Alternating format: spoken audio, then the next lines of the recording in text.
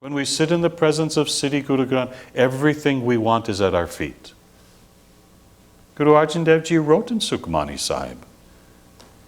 He said, everything you want is there. Every gem, every jewel, every ruby, everything is in front, every diamond. But he said, instead we only look at that pebble and pick that up only. We don't see what is before us. Because this mind wants to confuse it. Did Guru Gobind Singh Ji just decide one day, well, let's take up all their time of the day. We'll give them Panj Baniya, 5 hymns they should recite, and just to tie up their day. Right? I don't think so. He gave that which you recite in the morning, in that Amrit Vela. Doesn't say Japji Sahib Amrit Vela Sachinavadi Ai Vichar Karmi Ave Kapra Nadari Moktuar. That when you wake and rise in that Amrit Vela, that time when it's most quiet, when that nectar of being exists, and the sun is at that 60-degree angle, and is the most time that you and your soul can have that conversation. He said, what is that conversation is Japji. The call of the soul. The friend of the soul is the Japji.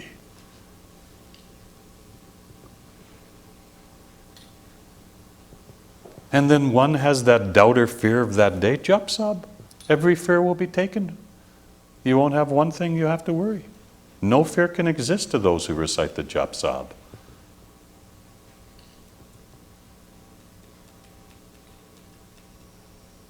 And when one feels they just need to open their heart and have the heart guide their day, what do they read? Anand Sahib. And all that's included. Song of bliss.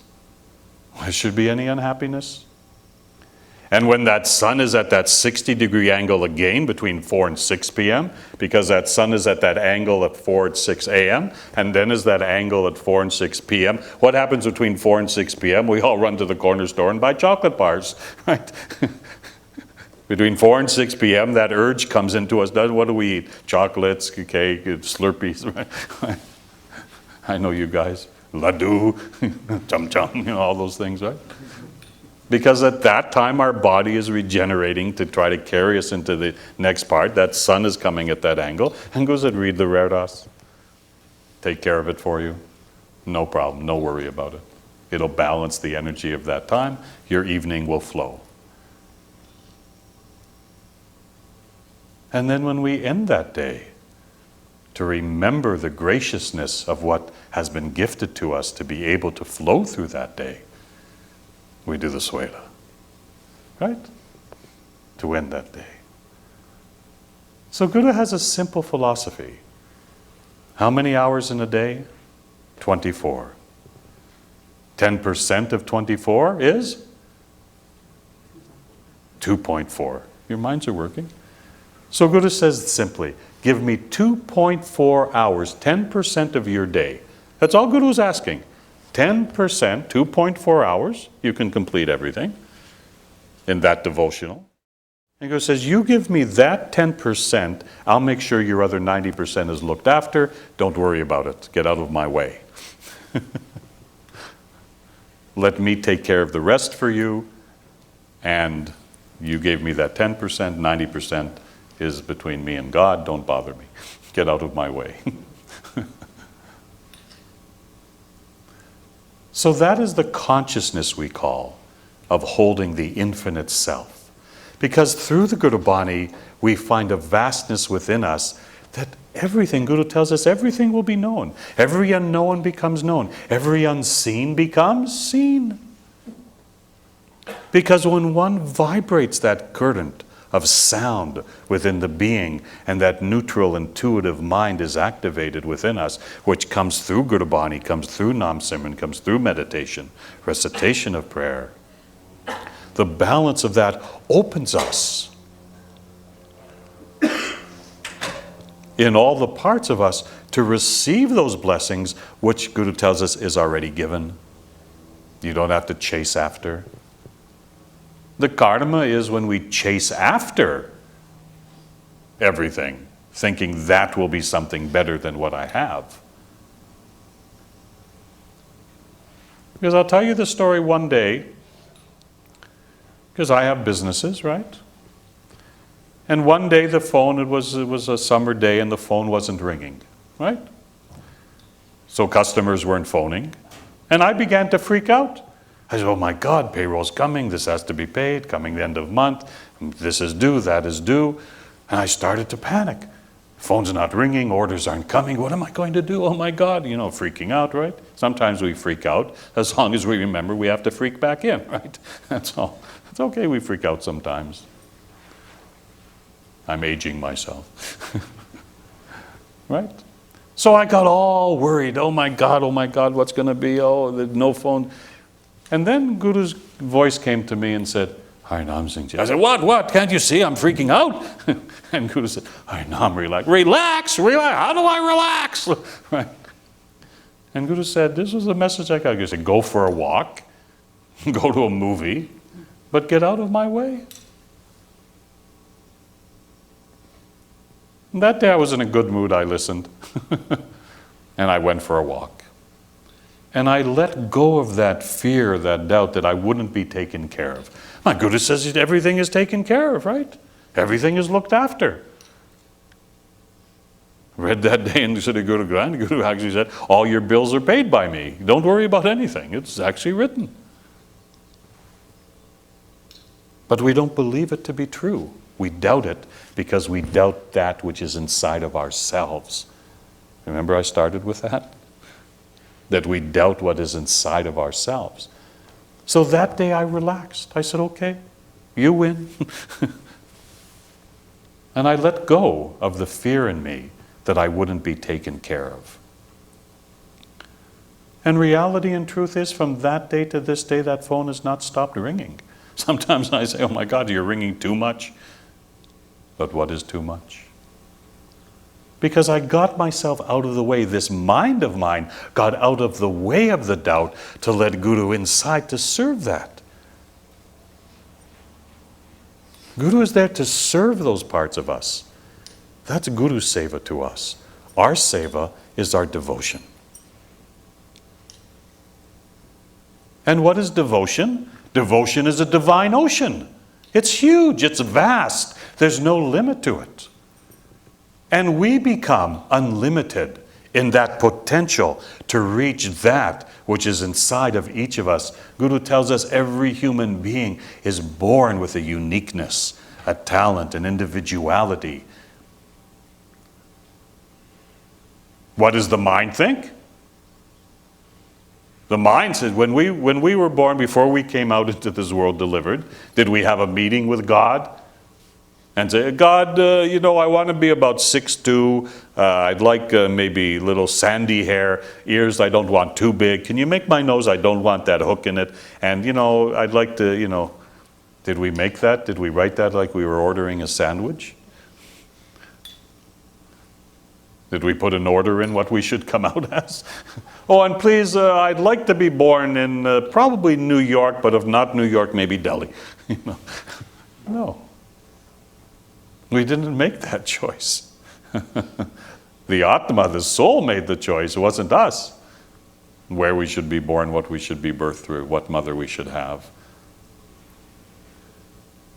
And that's the understanding that we carry in ourselves. And Guru teaches that every human being has a choice of decision. That is what our Gurus stood for. That is what our Gurus gave their lives for. That is what our martyrs gave their lives for. They gave their lives to show this world that every human being has a right of choice and no one can oppress that right of choice. And we stand for that. Do we not take that vow? That we shall stand for the righteousness of all people, regardless of religion, of color, of caste, of creed, of faith or preference. All people. That is what Khalsa is. We don't discriminate. We stand for the rights of all humanity because we took this path, either born to it or come to it. We made that decision to do that Amrit, to walk on that path, to serve humanity for the rest of our lives. And we'll give our lives for the lives of another without fear. That is the strength of the consciousness of Sikh. Do you have that strength? Have you evaluated that strength within yourself? Have you honored it within yourself? Otherwise, then what does it become? It becomes just routine. It becomes just, well, I was born to it, I have to wear it. Somebody said, keep the star. Somebody said this, let your hair go. So I do that. Everybody's my friend, nobody. Have you honored it within yourself? Otherwise, then what does it become? It becomes just routine. It becomes just, well, I was born to it, I have to wear it. Somebody said, keep the star. Somebody said this, let your hair go. So I do that. Everybody's my friend, nobody will bug me, I'll do it. And there's no connection. And that's what happened. That was the tragedy within our faith. But you represent that new turnaround. You are the future of what shall be. You hold that consciousness. You want to make, I know many of you want those changes in your own life, have made the choices in your own lives to live this life. Against odds. Against others who even came against you. No, you don't wear the star. I couldn't believe one time a family told me, said, we want our daughter to get married, but we don't want him to wear a turban. I said, what are you talking? No, that's not a good candidate. He's a Gursikh. Not a good candidate. I said, that is the best candidate you could ever have for anything in life, because that shows our devotion, it shows our commitment. It shows our righteousness. It shows that we'll walk a path of truth. It shows that if we can't find it always within ourselves, we'll look for it to see where that pathway is. Would you not want to be connected to people of that stature and status? Do we not experience that within ourselves? When we hold that consciousness and that light within our hearts? Is that not true? I was teaching at a camp that day, and the kid said to me, well, I don't know who I am, I have an identity crisis. I said, who Khalsa can have identity crisis? Guru gave us exact identity. Where's the crisis? Panchkakar. Did he not give us identity when he gave Panchkakar? Kesh, keeping of our hair. Kara. Remember, everything that goes around comes around. Kirtapan, that we will stand against the defenseless to our own lives. Kachera, that we would keep that purity within ourselves. And Kanga, that we would always keep that way of dressing, of being, of taking care of ourselves and being conscious of that. Cleanliness of ourselves. And then gave us the 4 pillars. What are the 4 pillars? Bana, Bani, Seva, and? Huh?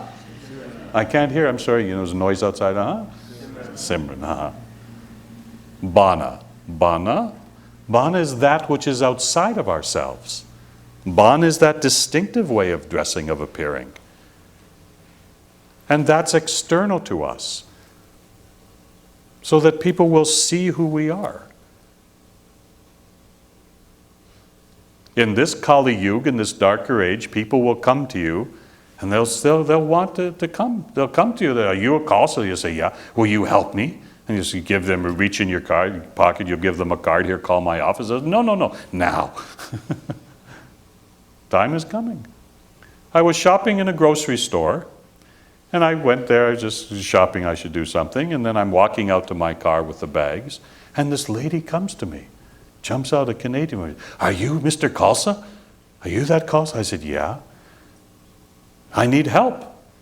Well, I tell you, in that whole parking lot, I'm still holding on to my bags. I knew how old she was, where she had, how many marriages, what happened with this, who's that, what's happening to her kids, what's feeling. She told me the whole story, and then said, can you fix it?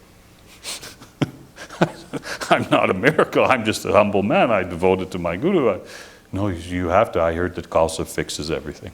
She heard somewhere. I said, you're that Khalsa? I said, yeah. You fix everything. I said, okay, Guru will bless you. I said, go pray. Guru will bless you. You'll be taken care of. She said, thank you so much. She was fine. That's all. That's touching the heart of every soul that we meet. And that's why we have the Bana. That's why we hold that distinctive appearance. not to be afraid, to represent ourselves as who we are. And then Bani, if Bani is outside, Bani is inside. The Bani vibrates inside of you. There's nothing that I enjoy more every single day than reading Bani because it adjusts me. I know something in Japji. Whenever I have a stomach, his digestion is off. After I read Japji, I burp and everything is good. And I don't know what it is, but maybe that's my, we all have our own ways and our own little things, right? But that's all. My stomach always burps and everything is good. And if I don't read in the morning, my day is nonsense. If you don't start your day with that Bani, then the rest of your day becomes just, you try to struggle to keep up to it. See, that's what you have to understand. That it's not a burden that you have to read Bani every day. It's not a burden that you have to meditate every day. It's not a burden on you. It's a gift given. That's the shift in consciousness. And so many in our Sangha come to me, they say, well, I read Bani, but I don't feel it. Right? I read, but I don't feel it. I said, how do you read? This one lady showed me, I said, how do you? So she got the Gutka, she got her Nitnem. In 3 minutes she read. I said, what? And I don't feel anything. I said, I didn't even feel nothing. How do you? I said, that's not reading. Because Gurumukhi and reading the Bani is involving every sense of you. Doesn't mean you have to read it, calm. No, but go at a good pace. And read it loudly and look at it. Because the senses, with the sound, the current, and even the style of Gurumukhi, that the eyes and the optical nerve, when you read, has an effect. Just from the optical nerve. It's why originally wasn't it written all one word, right? And the eyes would follow all that one word because it weaved a whole story. Guru Gobind Singh Ji was the first teacher, guru as you call, whatever we want, who taught how to control the mind. There's more teachings in our Siddhi Guru Granth Sahib of how to understand and control this mind of ours than any other teaching in the Guru Granth that talks about mind. Did you know? Many of you know that. Because the first rule Guru taught us, if you can't command your mind, you can't command your life. So Guru gave us Panchbaniya, he gave us Panchkakar, he gave us a way of living, he gave us a Rahat, he gave us this devotion, he gave us the Seva, the way of living, so that we could be in command of that within ourselves. Why? Why not?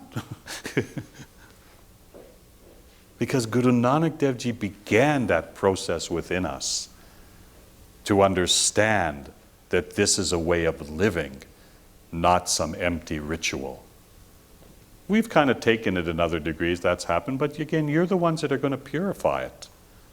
I know already, I travel all over the world and work with you. My hope is in you. I mean, look, it is a funny life. You were born at the feet of the Guru, you were named at the feet of the Guru, and yet you don't understand that destiny of how many lives you've lived. Guru says 8.4, right? 8.4 million lifetimes. But you came into this life to be born Sikh, to be born at the feet of the Guru, to be named at the feet of the Guru. And how many of us are turning the back? I came to you, I came to the feet. It took me 14 years from the age of 10 to 24 to find myself at the feet of the Guru. Because when I was 10 years old, and many things led up to that, but at 10 years old, already in my mind said, somewhere on this planet exists a universal teaching. I knew this already by the age of 10. My mind said somewhere on this planet is a universal teaching, and I'm going to find it. And from the age of 10 to 24, 14 years before I came into the presence of Sri Guru Granth, you don't know what kind of life I lived and went through and what I had to fight to get to the feet of the Guru. You don't even know. I can't tell you even all those stories. But I held this truth in me that somewhere existed. And I traveled the world. And I left my family home at the age of 14. I left home at 14 years old. Never came back. Because I knew that what I was being taught was not truth. And I wanted to search for that truth. And I had to go through valleys and hills, and you don't even know the tornadoes and the tsunamis I had to face in my life to finally come to the feet of the Guru at 24 years old.